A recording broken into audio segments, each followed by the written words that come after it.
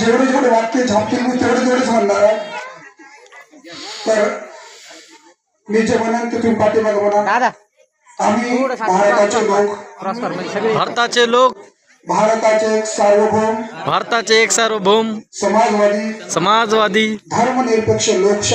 धर्मनिरपेक्ष लोकशाही गणराज्य घडविण्याचा व त्याच्या सर्व नागरिकास सामाजिक आर्थिक व राजनीतिक न्याय विचार अभिव्यक्ती विश्वास श्रद्धा व उपासना यांचे स्वातंत्र्य दर्जाची व संधीची समानता निश्चितपणे प्राप्त घेऊन करण्याचा आणि त्या सर्वांमध्ये व्यक्तीची प्रतिष्ठा व राज्याची एकता आणि एकात्मता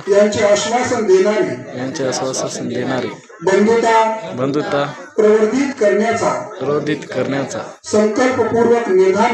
संकल्पपूर्वक निर्धार करून